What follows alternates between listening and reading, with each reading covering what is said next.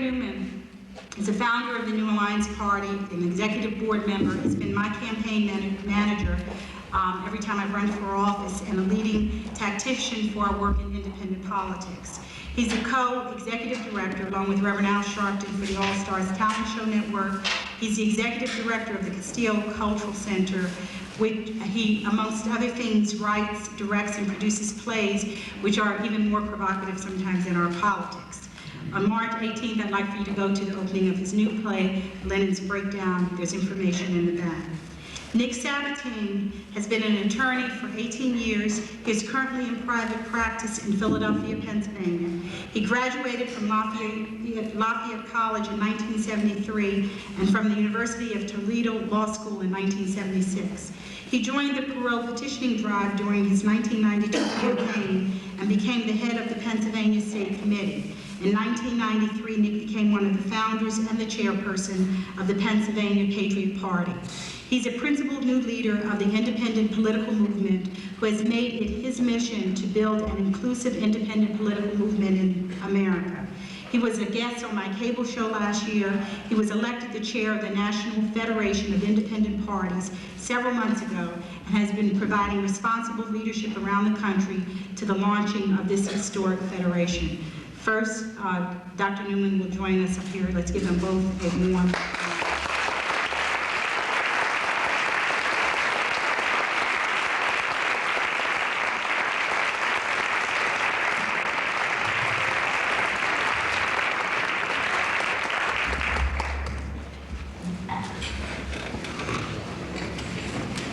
Good evening, NAP members and friends and guests, Dr. Fulani, Nick, Sabatine.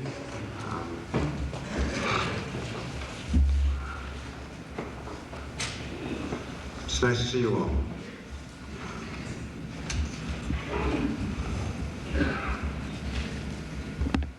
I think it's possible that we're on the brink of some very important political developments in the United States of America. One of the ways you can tell that something important is happening in this country is that you don't read about it in the newspapers. So this must be very important because we've seen hardly a word. I think this political process, which we have been talking about and participating in since 1979. Makes us all feel kind of old. This process of creating not simply a new party in America. There are actually, believe it or not, hundreds of parties in America. But creating a political party of national scope, a mass political party that ranges across this broad nation of ours, that is open and inclusive and inviting to all human beings, to all Americans, to create a third party that can win, that can compete, that can impact, that can transform, that can break the two-party monopoly which has dominated this country for its entire history. To create a party of that magnitude, of that scope, and at the same time to create a party which is not frightened to be a new kind of party. I think that perhaps we are on the brink of such a party coming into existence. The New Alliance Party is a very, very proud political party. I say that because we all feel that way. We who have worked to build this party from nothing, starting in the South Bronx in 1979, to wherever it is that we are today. We are a proud party, and we have made plain from the outset that we would work together with any and all peoples who were dedicated to fundamentally engaging the hypocrisy of the American political system. We've made plain that we were not looking to simply have a small, sectarian, narrow party, but that we were ready, willing, and able to be players in building something of a vastly greater scope. We have made that plain in words and deeds from the opening moment in 1979 until the current moment. Our concern has been and continues to be to build a new kind of party in this country which is more concerned with the problems that actually face the American people than with who is going to stay in political power or control, that is more concerned with homelessness and less concerned with opportunizing off of poverty and homelessness for people's political ends, that is more concerned with the fact that there are Americans starving than with how that can be transformed into a political issue for some Democrat or Republican to get his political ass elected to office.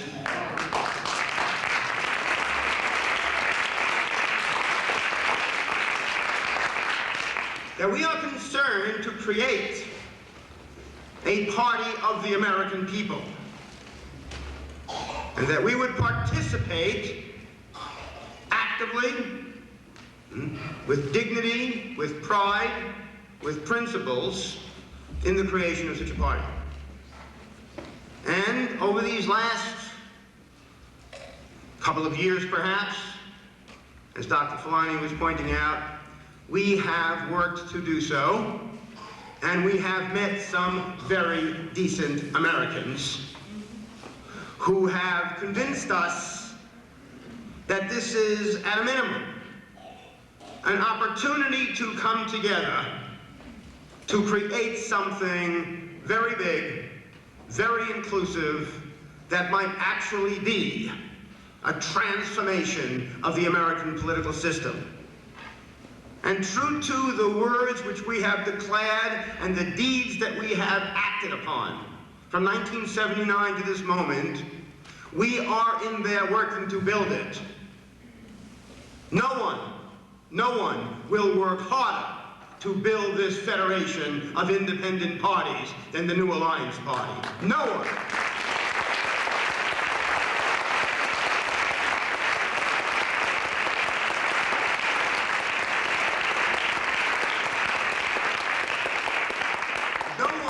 Participate in a more principled manner than the New Alliance Party. That we guarantee.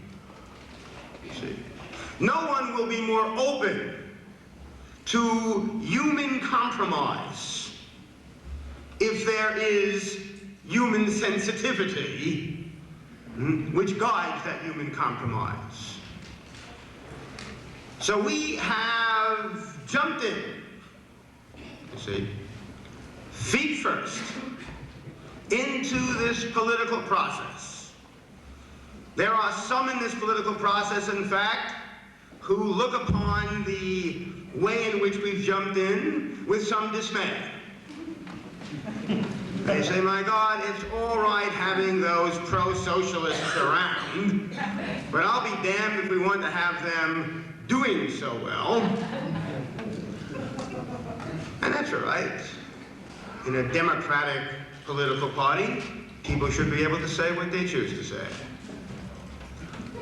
There are others, however, and this is very encouraging, who have stood up and said, we might not agree with the New Alliance Party, we might not agree with Dr. Fulani, we might not agree with your past or your present, we might not even agree with your future.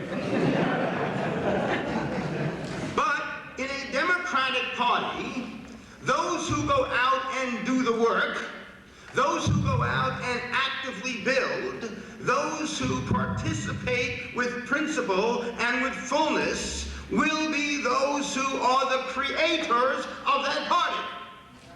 And that party will be a reflection of the American people as manifest through the work of American people who helped to create this party. And there are those from Nick Sabatine, in my opinion, which is why I'm delighted to have him here, to many, many others who we've spoken to, who Dr. Fulani has spoken to, who I had the honor to speak to, who have made that claim, who said if it's to be a new kind of party, it will not be a party controlled by outsiders. Because we don't need another party controlled by outsiders. We already have two parties controlled by outsiders who pretend that they are parties of the American people, but they're as much parties of the American people, you see, as IT&T is a company of the American people. Now we're looking for a party which is indeed a party of the American people, and we are participating in this process in New York State and nationally as Americans. As Americans. And we hope with all the hope we can muster, that Americans will be able to come together and create a party which is able, which desires, which has the capacity and the creativity and the decency to deal with the real problems that face America. We are living under a postmodern presidency. We are living in a system where two political parties, which make up 99.999% of the elected officials in America, are fundamentally more concerned with the perpetuation of themselves as political parties than they are with the crisis that faces the American people. And that is an outrage of enormous magnitude, and it will be changed, in our opinion, only by the American people. It will not be changed by the Democratic Party. It will not be changed by the Republican Party. It will be changed by the American people. It will not even be changed by any of our parties, the New Alliance Party, or the Patriot Party, or the Independence Party. It will be changed by the American people, shaping a political party and movement that represents us as Americans. And if we don't have that kind of a party, we have nothing worth anything. So, we are now well along in this process. We have a founding convention coming up in April in Arlington, Virginia. It's going to be quite exciting. I hope many of you can attend. I think it's going to be quite worthwhile. The dialogues that we've had so far, and I'll just speak briefly, because I want to give some sense of, I feel an obligation to share with Nick and others of our guests here what this New Alliance Party is and how proud we are and what we stand for. I want to share that. We have, as far as I can see, come to something resembling a consensus. This, of course, is subject to complete change when we meet in Arlington, since there'll be a new group, hence a new consensus, on roughly 3 principles. A rough agreement on roughly 3 principles. A very rough agreement. But at least this is what's been dialogued about. And we feel quite comfortable. We, the New Alliance Party, feels comfortable that we can find a way of working together based on these principles. For us, first and foremost, is the issue of radical democracy. This is a country which presumably was founded on the concept of radical democracy. But it has lived from the moment of its birth until the current moment with a profound contradiction. For as a country supposedly founded on radical democracy, it succeeded from day one in excluding the African American people, in excluding Native American people, in excluding women, in excluding many, many people, and for the most part, including, at least at the outset, only people who happen to be property owners.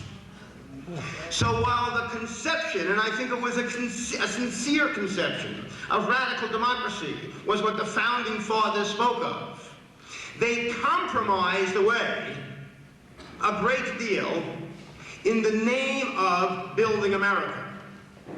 And indeed, America was built, and built in some respects rather well. And over time, more and more people were legislatively included by constitutional amendment and other procedures. But the fact remains that the political parties which run this country, the Democrats from the outset and the Republicans since roughly the 1850s, have not, in our opinion, come to terms with what it means to have a genuine radical democracy where the American people have every opportunity in the world to speak and are the ultimate body that says what must be said and determines what must be determined. Just 2 weeks ago out in the state of Washington, you see, a judge decided that the vote of the people of Washington, the overwhelming vote in favor of term limits, didn't count because it was, and here's the irony of it, it was in opposition to the American Constitution. But the American Constitution places, at least as I read it, and as I think Americans across this country understand it, the final authority in the hands of the American people. And if that's not the case, then democracy is a total sham. That will be contested, but it has to be politicized. We have to insist that radical democracy will be what we take into the 21st century. And that all of this rigmarole, all this legislation, all these techniques that are used to keep the people out of the political process must be done away with in favor of initiatives and referendums and recalls and term limits and procedures which bring the American people into the process and let democracy rule in America, not those people who control the politicians in Washington, D.C. Let democracy rule in this country. That's what we stand for.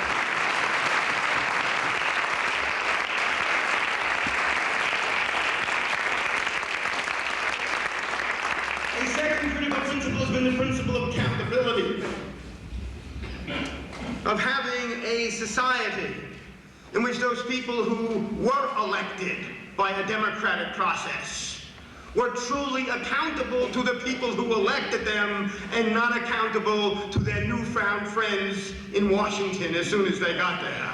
We can no longer tolerate a political system in which the vast majority of the people who are elected to Congress never go back home to whence they came from, never return to their states, to their counties, to their homes, but stay in Washington and become big wheeler dealers.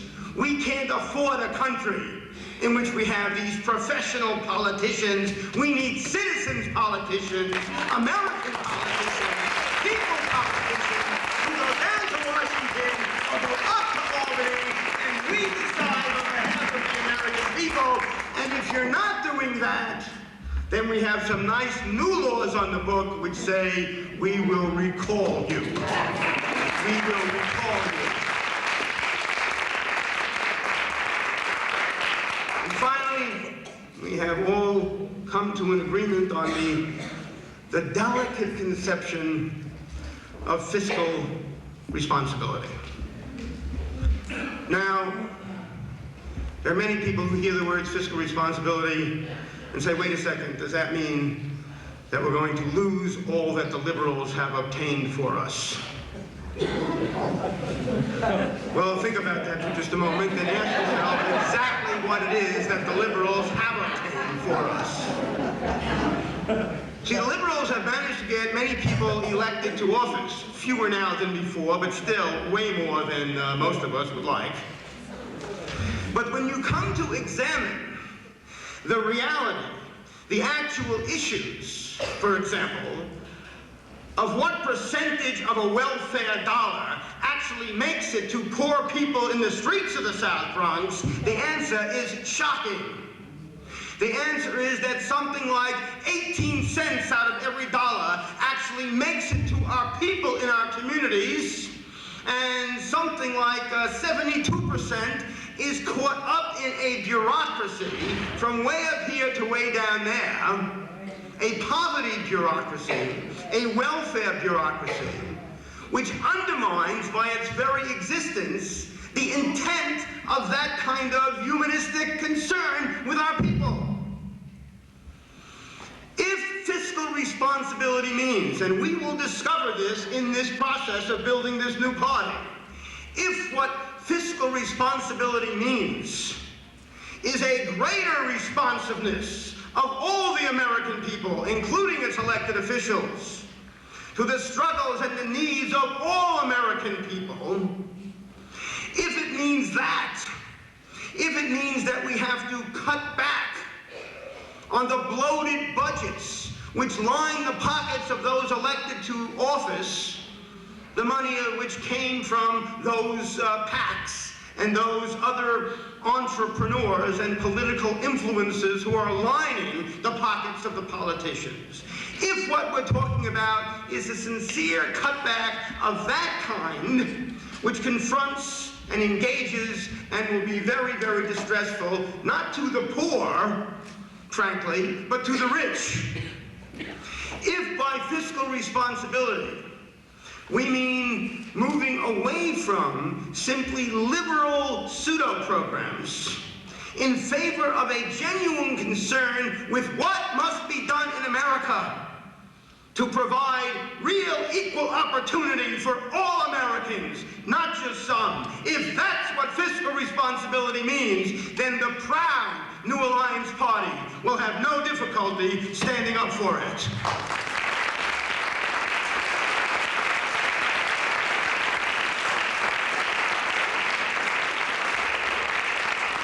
And I say this, what I'm about to say, not as a threat, but as a warm and loving statement to all of our new friends.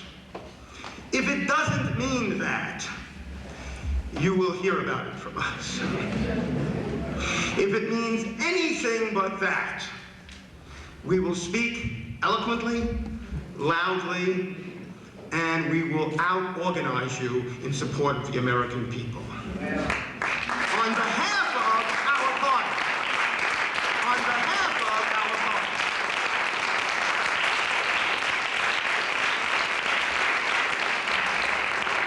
Lenora B. Fulani, as you know, is running for governor. I'll wrap up with this. A lot of people say, oh, is she running again? Well, as a matter of fact, people who say that are the same old people who haven't read the papers well. Actually, this turns out to be Dr. Fulani's first New York State run in the Democratic Party primary. That's not uninteresting because all of these so-called big vote getters, I'll mention no names, the ones who advertise how many votes they got, characteristically got those votes by picking out a nice comfortable spot in a Democratic Party primary and getting a whole bunch of votes. Sitting in our audience right now, where is Dr. Mendez? Dr. Mendez? Is Dr. Mendez? Dr. Mendez actually got 203,000 votes, but in New York City,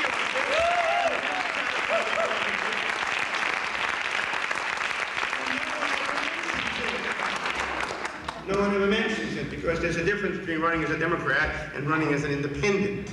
Turns out it means something different. Dr. Fulani will be running, as she said, as a Democrat against Mario Cuomo, who after 12 years in office went out and hired 4 days ago David Goff to make him look good. Now that's remarkable. You'd think if someone spent 12 years in office, they would already be clear how they look, but he's gone out and hired the highest priced PR person in America to make him look good. If you think if he had to go out and do that, he wouldn't have bothered to run for governor again. There we go. This campaign of Dr. Fulani's, which we're going to pursue, is a campaign in which we will engage the issue of voting independent. We're going to say to the people, our people in the Democratic Party, you don't have to stay locked in there anymore. all you can do in there is vote for Mario Cuomo, and Mario Cuomo gives you nothing in return. Or you can vote for a Roy Innis, who will no doubt perhaps give you even less in return. What you can do, in fact, is vote for Lenora Fulani as a way of declaring that you're going to go out in November and vote for the candidate of the Independence Party, whoever that is, democratically selected, and we're going to use ballot status this year as part of a broad, independent, multiracial movement that's going to change America before we hit the 21st century. That's what the hell we're talking about. That's big, gigantic.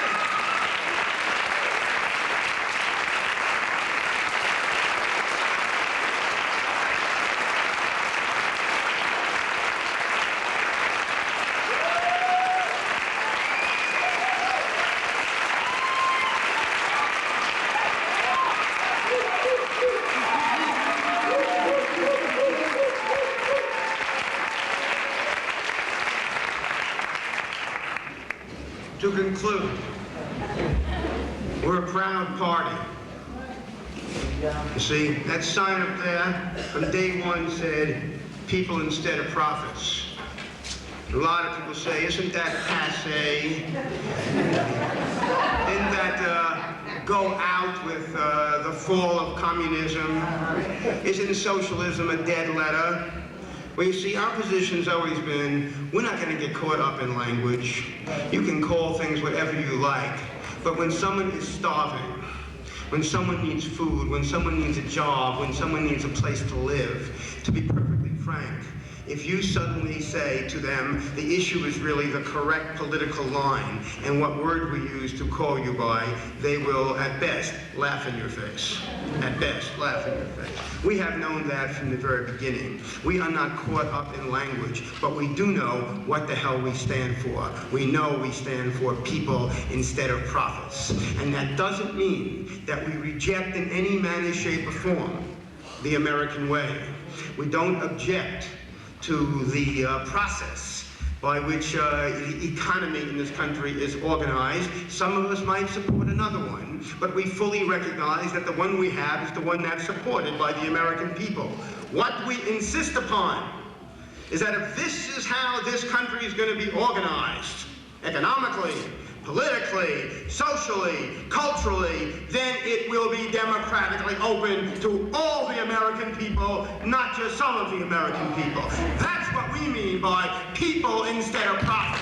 The people will have every opportunity to profit from everything. Not just these people as opposed to those people, but all the American people. That's what this proud party stands for. So we bring that pride, and we bring that expertise, we bring our enthusiasm, our skills, we bring all that to this process, to this convention in Arlington and beyond. And we say to Nick and to others, we'll be your best workers. No one will work harder than us. No one will participate in a more principled manner. We will speak our mind, and we will support whatever the majority vote is, because we know how to play democracy. It's a game we love, and we know how to play it. So we're thrilled to be here with you. We're thrilled to be doing the work locally with independents. We're thrilled to be doing the work nationally with the National Federation of Independent Parties. And count on us. We'll be there, we'll be seen, and we'll be heard. Thank you very much.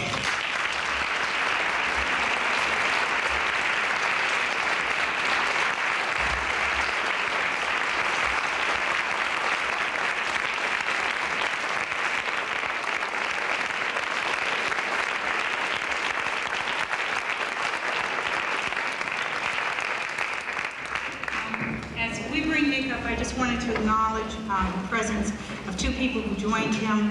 One is Rick Ostrander, is that how you pronounce your name, Rick? Who works with Nick and his wife, Susan Sabatini.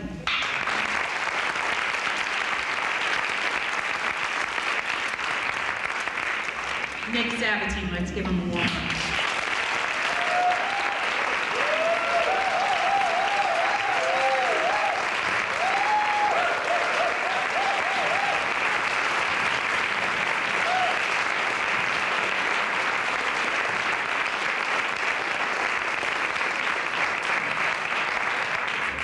Thank you very much. A couple preliminary items. By way of correction, I do not practice law in Philadelphia. I am not a Philadelphia lawyer. I practice law in a town of about 4,000 people called Wind Gap, which is as close to Camelot as I can get.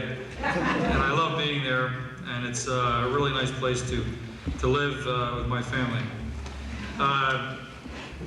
I suppose, first of all, I have only been involved in political matters on a regular basis, as Lenora said, since 1992 when I got involved in the Pro movement. So I guarantee that I will not have you standing as many times as Dr. Newman.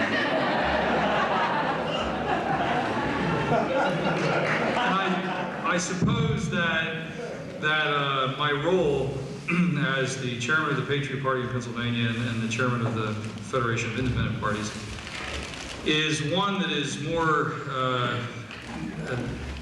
designed, I think, or is in the nature of an administrative role rather than a political role, if there's such a thing in politics. I spend most of the time that I spend working on politics on the phone. I spend most of my time communicating, essentially bringing people together from around the country at this point. I started when we started the Patriot Party of Pennsylvania, communicating with people within Pennsylvania. Now I'm doing it on the national level. But essentially what my role is as a communicator, and mostly one-on-one. So I'm not too used to giving speeches, but I will say a couple things about where I think, as the chairman of the Federation of Independent Parties, where this movement is going, because I do get feedback from all around the country. And also I will update you with respect to where the movement is at this point in time, as nearly as I can tell. I suppose if I had to break it down and analyze what it is that we're doing here, it really could all revolve around one word, and that's freedom. When I started talking with Lenora last year about what we were doing, what I was doing, what she was doing, and why I got involved in politics, I told her that I felt that in a lot of ways, her and I were a lot alike, and of course you can see the family resemblance here.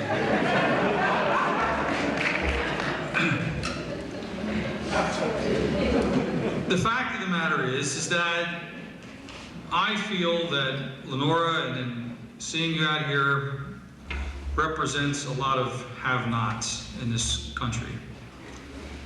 And believe it or not, as an attorney in a small town, and I make a good living, and I have a nice education, and I don't want for anything, I have a nice family, I can stand here and say that in 1992, I felt I was a have-not in this country. Because I had no ability to exercise my rights as an American in the democratic process. That's the way I felt. Sitting on my couch in Wind Gap, watching Crossfire, I felt, what are these people talking about? How stupid can they be? And I can do better than that.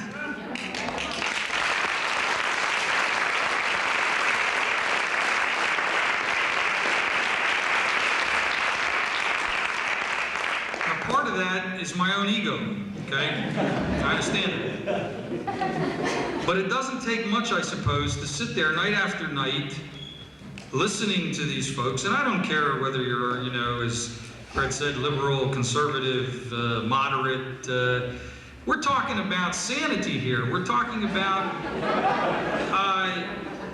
real problems that need real solutions. And I mean, I went to school to learn about those things. If none of you know too much about lawyers, the one thing that you might know is that what we do is we solve problems for the most part. In addition to making money doing that, we solve problems for people. That's why they pay us, in large part.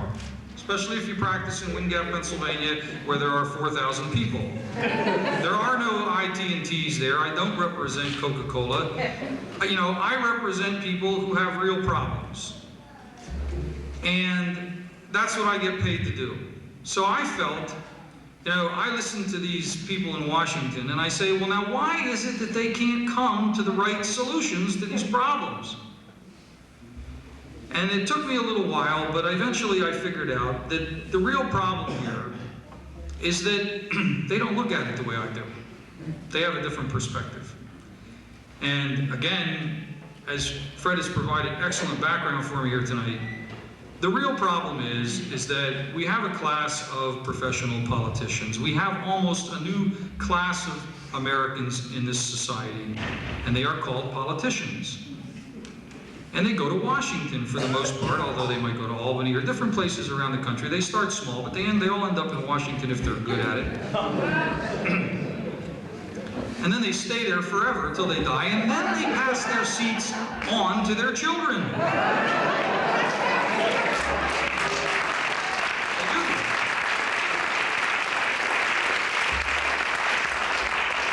And you know, all this is in the name of preservation of the family. Their families. Family values. They value their families. So what do? Here they are, we elect them, we send them to Washington, and they get there, and it's not out of any great evil thoughts that they do what they do. They're there protecting their families. Because if they don't get reelected, their families can't eat. But they're supposed to be there, according to the Founding Fathers, representing you and me, not their families. So there is this inherent conflict of interest in all of our politicians. And frankly, I don't fault them, I fault us. And that's what Ross Perot said when he got on TV. He said, if you don't like it, look at yourself in the mirror because you're the ones that keep sending them there. Okay? Well, okay. So we've identified the problem. What to do about it? Well, in Pennsylvania, what we're doing about it is we're running people for Congress. And we're running people for Congress that don't want to be there forever, that have decided that they will not be there forever. And more importantly than just running people for office, however, we've got to try to do things to fundamentally change the system, in my opinion, so that this kind of thing can't go on in and of itself. Now, when the Founding Fathers started this country, they didn't believe that anybody would want to go to Washington. Was nothing. I mean, it was just a little farm town somewhere next to a river. And they started building some buildings there, and they'd go, you know, when their crops were all done, they'd have a session and they'd make some laws and they'd go home. And that's all they did. There wasn't too much to do. I mean, nobody was going to attack them. They had these big oceans. You know, it took a long time for armies to get here. So they didn't have too much to do, really, until they discovered a few things like the Commerce Clause and some other things that allowed them to get into our lives.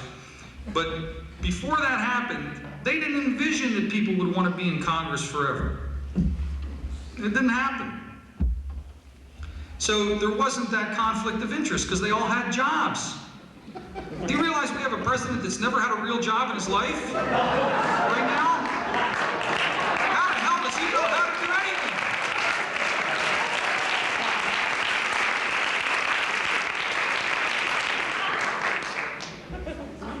anything? And I'm a Patriot Party member. I'm not a Republican, by the way. This is not partisan, this analysis. So we have to try to do, in our opinion, in Pennsylvania at least, some things to change the system. And what we've decided is that what we want to try to do is make it impossible for people to serve forever. And one of the most important things in that regard we're determining is term limitations. In a perfect world, we wouldn't need term limitations, but our world is not perfect. and we've seen that it's not so much greed. Again, I don't want to lambaste politicians. It's not greed, it's self-preservation on their part.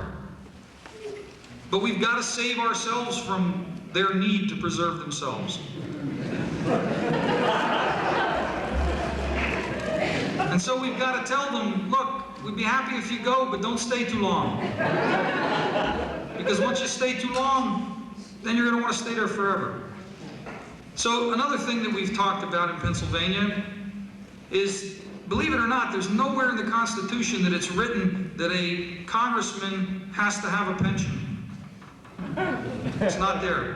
When Mr. Foley challenges that one, when the American public rises up and says, we no longer want to pay $1 million pensions to our legislators, he's not going to be able to find any judge to change that. There's a couple places they can't get us. That's one. So our candidates in Pennsylvania are going to campaign on a platform that says, no pensions for Congress.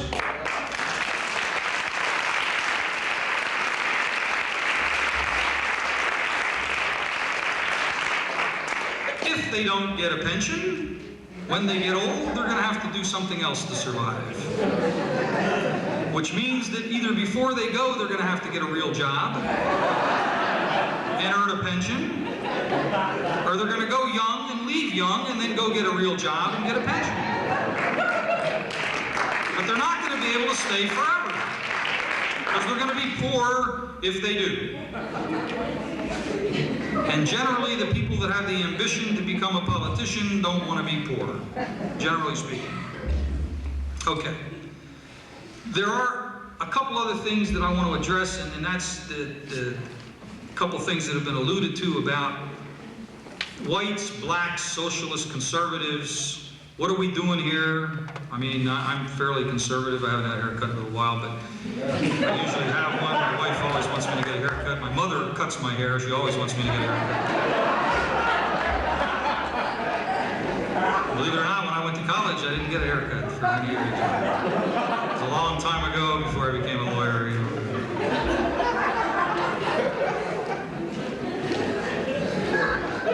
I suppose what it comes down to is that in terms of philosophy,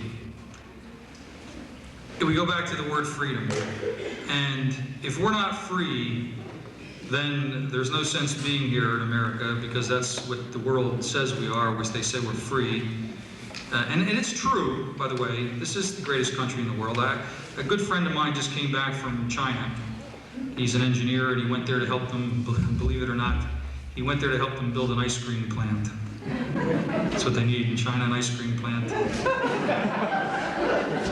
Somebody in China figured out in the bureaucracy that they needed an ice cream plant. So that's what they're going to get.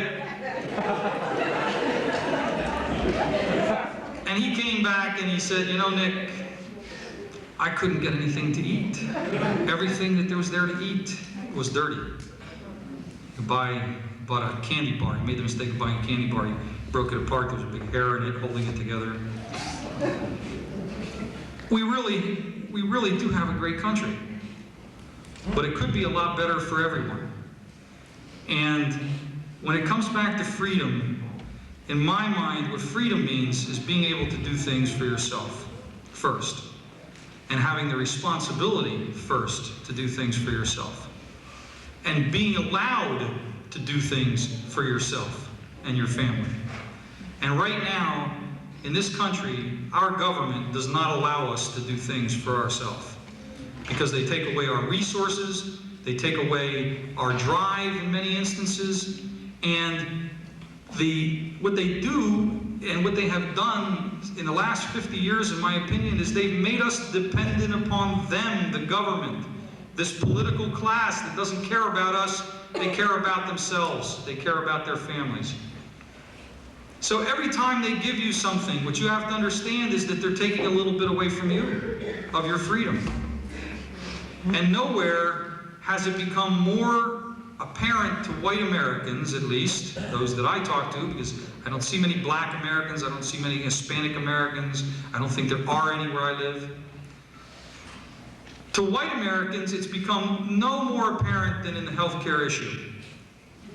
As soon as the government said, you're not going to be able to pick your doctor, white Americans said, oh no, that's not American. I have to have that freedom. We have that freedom. But we're gonna give you universal health care. We're gonna make sure everybody gets covered with health care. But then you're gonna do it the way we want you to do it. Well, if in a democracy, as Dr. Newman said, it turns out that to help everyone, the majority of this country decides to do something, that's fine. That's democracy. And those of us who don't like whatever the majority wants to do, we have the right in a democracy to challenge that. But what I'm trying to tell you is, the illustration is that if you think somebody's giving you something for nothing, forget it. It never happens. It's not real. They always take something from you. And what they take from you is your freedom. The real trick is to let everybody be able to provide for themselves in this country by giving everybody equal opportunity to do so.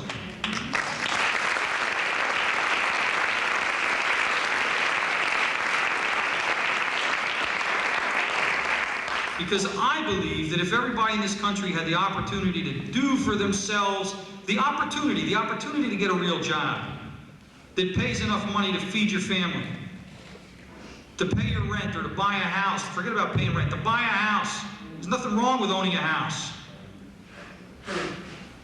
That would be, in my opinion, a good system of government that would allow for that. But we don't have that right now in this country. We don't have the freedom. So, from my perspective, coming from Wind Gap, Pennsylvania, to New York City, and I'm very pleased to be here, and I welcome the invitation from Lenora, and I'm happy to talk to all of you. I can tell you that we may have little different ways of looking at things, but in the end result, what we're really all looking for is freedom, and for a better life for our children and ourselves, and our children's children down the line. And that's what Ross Perot talked about. And here's a guy with $3 billion who could just sit back in Texas or Bermuda, wherever he's got all the money in the world to buy anything he wants and take care of his family, okay? And he's concerned about the children of America. Well, that's what I'm concerned about. That's why I'm here. With regard to details, back to administration for a minute. We have right now approximately 35 states that are organizing to come to a convention in Washington.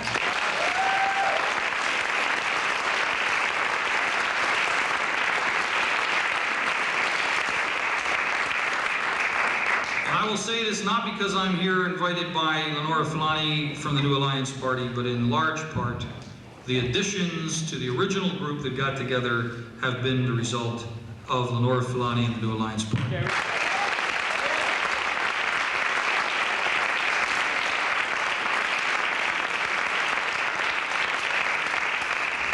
I am also happy to report to you that in a number of states in this country, there are also groups of folks like me who got involved in politics through the Perot movement. And every place in this country where New Alliance people have decided to participate with regard to the Federation of Independent Parties, and where there are people from the former Perot movement and Petition Drive, they are working together to organize their states.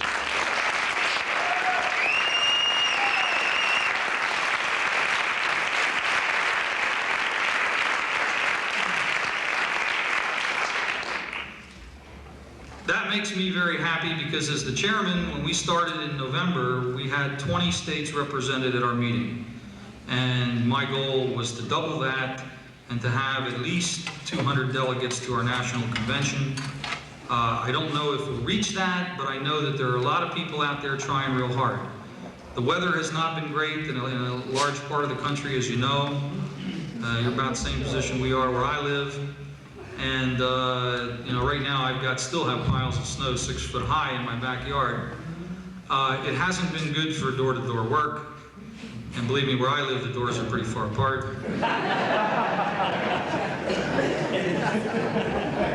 So it takes a lot to get to the next door. I envy you because your doors are real close together here.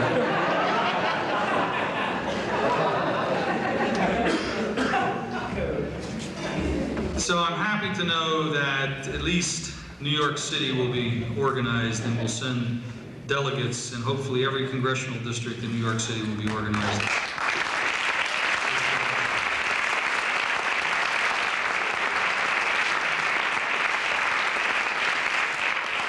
Some other places where things are going well. Virginia is doing very well.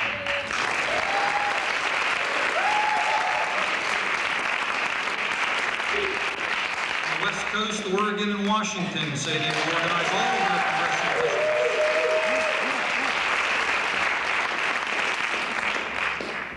In Pennsylvania, we have 21 congressional districts.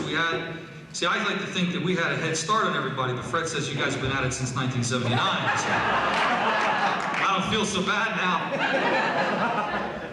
We have about 2,000 members in our party in Pennsylvania.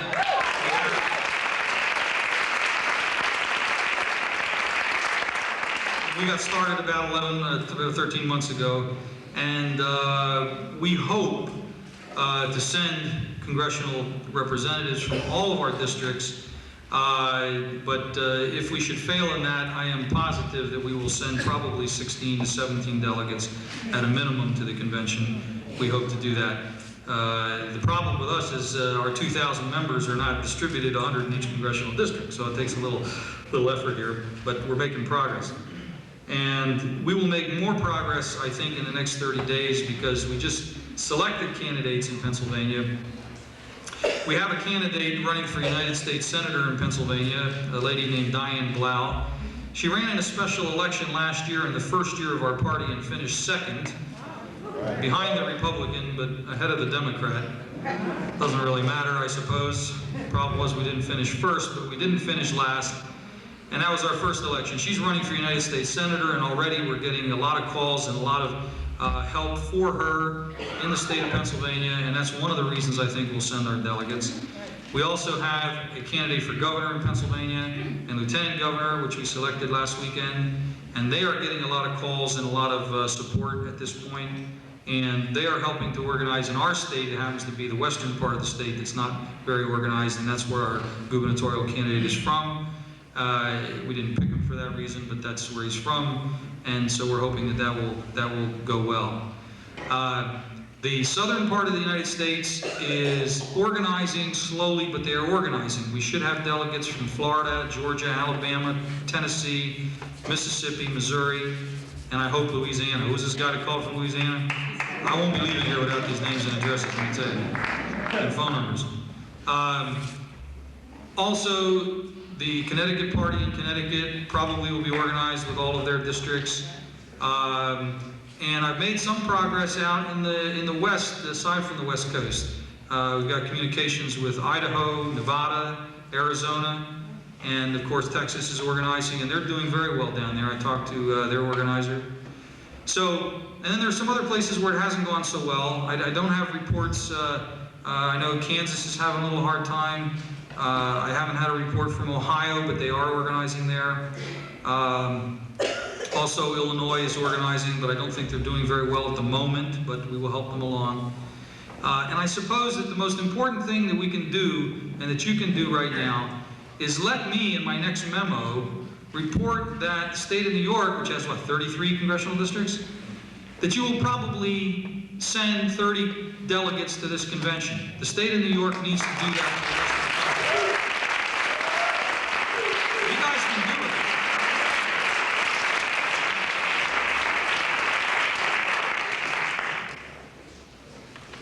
Thursday, I'm having a press conference in Washington to announce to the United States that we are having our convention. And I will be there. Dr. Black will be there as the treasurer of our organization and the head of he is the head of our public relations committee. And we will hopefully announce to the world that this thing is happening, Fred, and that, they may not be able to read the newspapers, so I've invited all the television cameras to go. People do not read anymore, I've learned that, but they do watch television. So I hope that in the next 30 days, what I will be doing is publicizing as much as possible with the meager resources that we have, this event. You know, I too believe, as Dr. Newman said, that we are on the verge of something great in this country. And my wife says to me, Nick, when are we going to stop? When is this going to stop? You know, when are we going to get to the end? You know? Well, I told her year 2000. But I think we're going to make it sooner than that. Some real progress before the year 2000. I sort of am a realist. I give it a long-range look. You guys have been at it since 1979. That's pretty long range. I've been at it for a year and a half. I think that's kind of short. But I'm in for the duration. I hope you are too. And I hope to see you all at the convention down in April 15th.